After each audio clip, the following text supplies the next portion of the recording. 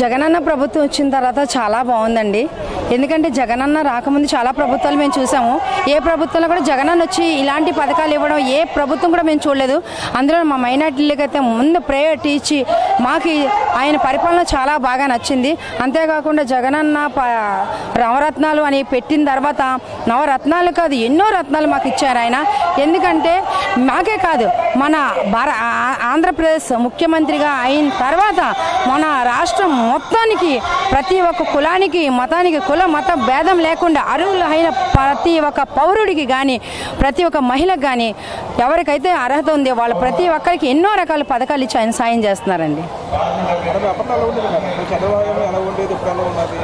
మేము చూస్తున్నామండి ఒక 25 సంవత్సరాలు బట్టి రాజకీయాలు ఏ రాజకీయంలో కూడా ఏ ప్రభుత్వంలో కూడా ఇంత మంచి రాజకీయం అన్నది మేము ఎక్కడ చూడలేదండి.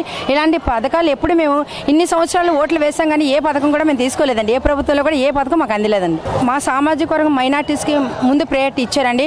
గతంలోని ఏ మైనార్టీలు మా మైనార్టీస్కి ప్రయారిటీ లేదండి. జగనన్న వచ్చిన తర్వాత మా మైనార్టీలు గుర్తించి చాలా మంచి పథకాలు పెట్టి మాకు ముందు నేనున్నాను అని చెప్పేసి మమ్మల్ని ముందు నడిపించి మాకు మహిళలకు కూడా ముందు నడిపించి ఒక ముస్లిం వాళ్ళకి కూడా మంచి మంచి పోస్టులు ఇవ్వడం అంటే చాలా గర్వకారంగా ఫీల్ అవుతున్నామండి. ఇంకా ఆయన రావాలని మేము అందరం గట్టిగా కృషి చేస్తున్నాము. దగ్గరుండి మరీ మా జగనన్నని గెలిపించుకుంటాము. అన్నీ మాకు ఉపయోగపడేవే ఇస్తున్నారు కదా.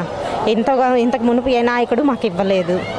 ఈయన పరిపాలనలో చదువులు కావని రైతు భరోసాలు అవని ఏదైనా ఒకరికి సహాయం చేసేలాగే చేస్తున్నారు కదా. అందుకని మళ్ళీ జగనన్నే రావాలి. మేము జగన్ గారినే గెలిపించుకుంటాం. ఇంకే ప్రభుత్వం మాకు ఇలా చేయలేదు. ఏ ప్రభుత్వం వల్ల మేము బాగుపడింది కూడా లేదు. చంద్రబాబు నాయుడు గారు వచ్చినప్పటి నుంచి మా ఏ అభివృద్ధి కానీ ఒక జాబ్ కానీ ఏది లేదు. మన జగన్ గారు మేము అందరం కలిసి కష్టపడి గెలిపించున్నాం కాబట్టి మా పిల్లల భవిష్యత్తు మేమేంటి చక్కగా ఉన్నామండి. లైఫ్ చాలా శాంతంగా లైఫ్ ముందుకు తీసుకెళ్తున్నాం. ఇలాంటి పార్టీలు 10 పార్టీలు వచ్చినా సింగిల్గా మా జగన్ గారు ఒక్కరు ఉంటే చాలండి. మేమందరం కూడా జగన్ అన్ని ఉంటేనే మేమందరం సపోర్ట్ చేస్తున్నాం. ఎన్ని పార్టీలు వచ్చినా జగన్ అన్న సింగిల్గా ఫైట్ చేస్తారు. అది మటుకు కన్ఫర్మ్. మా రోడ్లు ఏంటి చాలా మంచి సిటీ అయ్యిందండి. పిల్లల భవిష్యత్తు స్కాలర్ కానీ అమ్మఒడి కానీ చెయ్యూతులు కానీ ఎంతోమంది చాలా ముసలి వాళ్ళు అక్కడ వెళ్ళి టీడీపీలో ఉన్న ఆయంలో పెన్షన్కి వెళ్ళి డబ్బులు ఇస్తే కానీ వాళ్ళకి ఎంత రిష్వత్లు తీసుకుంటే కానీ వాళ్ళు ఇచ్చేవారు కాదు. ఆ ముసలి వాళ్ళు కళ్ళు తిరిగి పడిపోవడం, ఉదయం 7 గంటలకు వెళ్ళిన వాళ్ళు 12 గంటల వరకు పెన్షన్ లైన్లోనే ఉండేవారు. ఏ రోజు కూడా మన జగనన్న వాలంటరీ వ్యవస్థ పెట్టి డోర్ టు డోర్ వెళ్ళి ప్రతి ఇంటికి కూడా పెన్షన్లు అందిస్తున్నారు. 4 గంటలు తలుపు కొట్టి మరి పెన్షన్లు ఇస్తున్నారు. సచివాలయం సిబ్బంది చాలా బాగుందండి.